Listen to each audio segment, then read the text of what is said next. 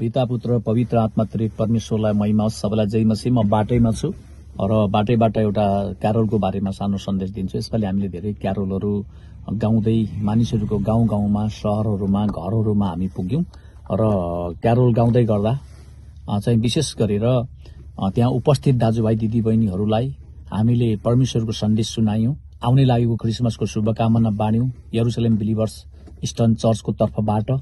र क्यारोल भनेको गीत मात्र होइन, यो चाहिँ स्वर्गीय एउटा सन्देश हो भनेर मानिसहरूलाई हामीले भनेका छौं।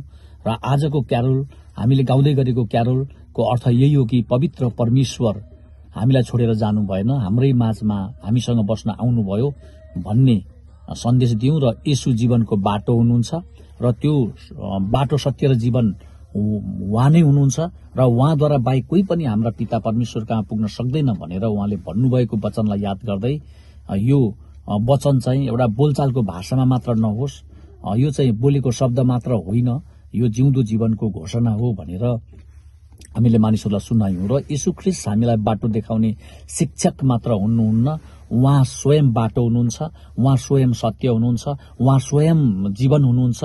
अनि यो बाटो, सत्य, जीवन बाँड्दै आज हामी विभिन्न व्यक्तिहरूको घरमा क्यारोलको माध्यमद्वारा पुग्यौं र धेरैले परमेश्वरको वचन सुन्नुभयो।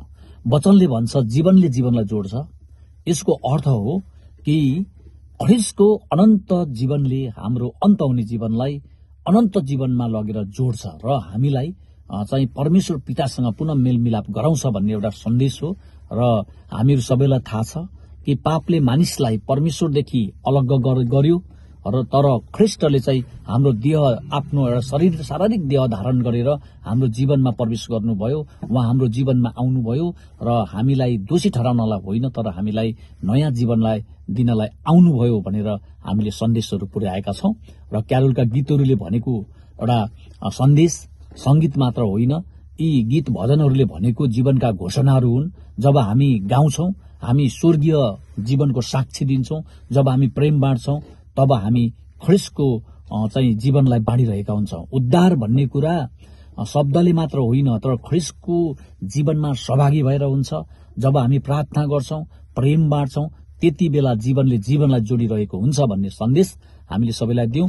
आजको संसारमा धेरै मानिसहरू जीवित भएर पनि आत्मिक रूपमा मृत अवस्थामा छन्, तर जब ख्रीष्टको जीवन हामी भित्र बस्छ, हामी अरूका लागि जीवनको ज्योति बन्छौं।